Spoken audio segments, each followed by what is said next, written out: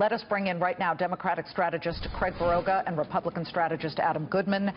A lot of news here. We want to remind everybody, if we take the shots, Donald Trump is speaking and Bernie Sanders is speaking. Hillary Clinton has already spoken, and she's also on Ellen at the moment, the talk show. But, gentlemen, and I'll start with you, Craig. The California primary just days away here, and this is definitely not good news that is dogging Hillary Clinton at the moment. Does it hurt her? Does it impede her march, or is it sort of shoved to the side at this point? I don't know if it's shoved to the side, and I think at some point Sanders may start talking about it. But there have probably been 20 polls in California. Hillary Clinton has been ahead in all of them. There was a poll 2 days ago that had her ahead. I think it was 18 points. California is not a classic Bernie state in the sense that it's going to have a large turnout. There's a Senate primary, which, you know, there are 2 Democratic women who are running. I think that probably helps Hillary.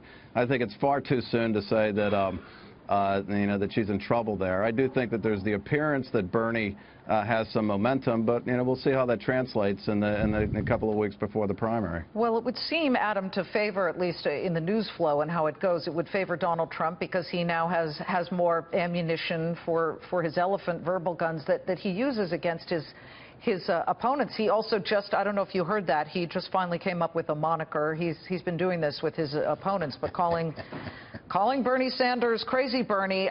We need to say, though, that Sanders came out, and by the way, we're looking at live pictures of what appears to be a growing crowd outside Donald Trump's Anaheim rally and speech at the moment. It looked to be slightly smaller earlier. If this grows in numbers, perhaps we might see some activity. Don't know. It looks very peaceful at the moment. But, Adam, Bernie Sanders says he has no pressure to drop out right now. Donald Trump just said he would much rather battle Hillary. Do you look into that statement, see anything in there? Well, I can tell you, Hillary has her hands full right now. She has Bernie on the left, Trump on the right, and the Inspector General right up the middle. These are not good times for her. I disagree a little bit with Craig. I think every poll that showed Bernie hopelessly losing many states ended up on election night being a tight verdict, if not a Sanders win. Sanders right now, Liz, is a movement with message and momentum. That's a good thing, by the way, in politics. And he's also, I think, more and more becoming the quintessential power broker on the Democratic side of the fence, and whether she likes it or not. Secretary Clinton's going to have to not only deal with Bernie Sanders, she's going to have to deal with a movement he's created that's not simply cast aside with a line of rhetoric or or a super delegate count. Well, look, right now, we never want to forget what's going on at a business network, and we have a pretty significant rally, gentlemen, where over the past 2 days, and granted it is just 2 days, we've seen some pretty big moves on behalf of the bulls. But aside from that, we've started to get better data. New home sales surprised way to the upside. We've seen some stabilization in other areas, Craig. That may favor Hillary Clinton. Some pundits are saying that people might look at that and say, well, things are starting to look better. Well, I mean, things are starting to look better, and the economy is improving. But the one thing that we do know, that this is an unpredictable year. Trump certainly defied all the expectations, but he did that within the Republican Party. I would argue that the Republican Party is far more broken than America is, and I think that helped him then, and I think that he may take the wrong lessons from his primary experience and extend that to a general election, which I think would then favor Hillary. Although it does look like the GOP is at least a little less dispirited than the Democratic Party right now, which is strange because it was completely reversed, Adam. Let me just say, though, that we still don't have Paul Ryan endorsing Donald Trump. There were all kinds of rumors on a couple of other networks, and the Ryan camp is saying absolutely not true. And the rumors were that he would endorse Donald Trump soon, maybe even today. That hasn't happened. Does Donald Trump even need Paul Ryan right now? My opinion is that Washington, you might say Paul Ryan and others in Washington, need Donald Trump more than he needs them. He's created a movement that's gone beyond them.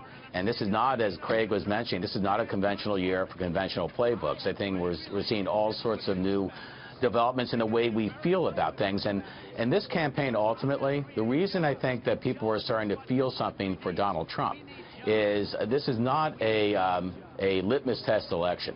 This is not where you just check all the boxes and appeal to the heart. It's whoever appeals to the mind, rather. It's who appeals to the heart that is really going to break through at a time where, for 12 years, Americans, Liz, have really been down on where this country has been moving, and they want someone to give them a shot in the arm again. And even though the economy, as you just mentioned, has shown some signs of favor. We've seen that before. It's not going to be enough, I think, to address a central question in this campaign, which is a broken system that the American people have basically decided they are tired of and they want to do something to replace. Craig, what does Hillary Clinton do about that?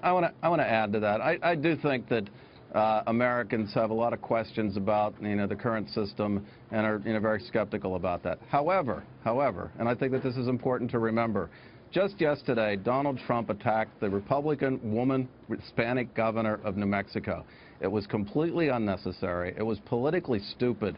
To me, and I think to a lot of people, including Republicans, that indicates that he has a lack of discipline, that his first impulse is to attack and trash people. In addition to that, he has not united the Republican Party yet.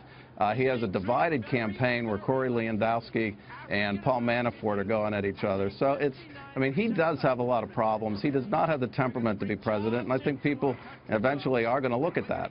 Well, we got to leave it there, but here's what we're looking at. We're looking at Donald Trump speaking in Anaheim. There is a slightly growing group of protesters outside with a lot of police presence. That's important to note. But again, just as important to note, no violence, the likes of what we saw in New Mexico yesterday or what we saw in California back on April 29th. We're going to monitor this. I want to thank Craig and Adam.